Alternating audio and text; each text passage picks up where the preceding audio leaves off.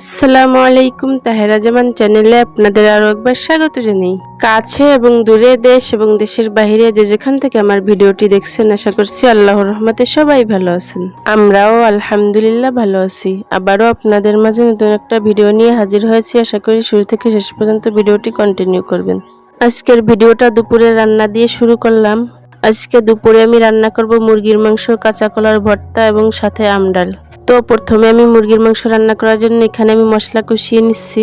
এখানে দিয়েছি পেঁয়াজ কুচি, তেজপাতা, দারচিনি, এলাচ, আদা রসুনের পেস্ট, জিরার গুঁড়া, হলদের গুঁড়া, মরিচের গুঁড়া, স্বাদমতো লবণ। এখন সামান্য পরিমাণ পানি দিয়ে মশলাটা ভালো করে কষিয়ে নিব। মশলা কষানো হয়ে গেলে এর ভিতর আলু এবং মুরগির মাংস দিয়ে দিলাম। এখন মাংসটা নেড়ে চেড়ে ভালো করে মশলার সঙ্গে মিশিয়ে নিব। এখন ঢাকনা লাগিয়ে কিছুক্ষণ রান্না করে নিব। আমি কিন্তু এখানে কোনো পানি ব্যবহার করি নাই। মাংস থেকে যে পানিটা ছেড়েছে এটা দিয়ে কিছুক্ষণ রান্না করে নিব।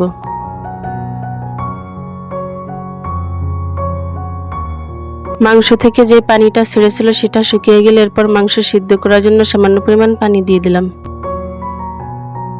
পানিটা শুকিয়ে গেলে মাংস ভালো করে মশলার সঙ্গে কষিয়ে নিব। এভাবে সময় নিয়ে মাংস মশলার সঙ্গে কষিয়ে নিলে মাংসের স্বাদ দ্বিগুণ বেড়ে যায়। মাংস মশলার সঙ্গে ভালো করে কষানো হয়ে গেলে এরপর ঝোলের জন্য প্রয়োজন মতো পানি দিয়ে দিলাম। এখন কিছুক্ষণ জাল করে নামিয়ে নেব। এরপর অফ ক্যামেরায় আমি বাকি রান্নাগুলো করে নিয়েছি, সেগুলো আর ভিডিও করা হয় নাই। এই তো হয়ে গেল আমার আলু দিয়ে মুরগির মাংস রান্না। আজকে দুপুরে আমি রান্না করেছি মুরগির মাংস, আমডাল এবং সরিষা দিয়ে কাঁচা কলার ভর্তা। এই তো এখন আমরা সবাই মিলে দুপুরের খাবার খেয়ে নিব। এখানে সন্ধ্যার নাস্তার জন্য আমি পাস্তা রান্না করে নিয়েছি। আমার আজকের ভিডিওটি যদি আপনাদের কাছে ভালো লেগে থাকে তাহলে প্লিজ আমার ভিডিওটিতে একটা লাইক দিতে ভুলবেন না। আর যদি আপনি আমার চ্যানেলের নতুন দর্শক হয়ে থাকেন চাইলে চ্যানেলটি সাবস্ক্রাইব করতে পারেন। আপনি যদি ফেসবুক থেকে আমার ভিডিওটা দেখে থাকেন চাইলে পেজটা ফলো দিতে পারেন।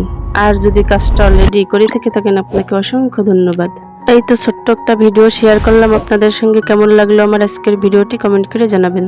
আপনাদের সবার শুভ দিন কামনায় আজকের ভিডিওটি এখানেই শেষ করছি। আল্লাহ হাফেজ, আসসালামু আলাইকুম।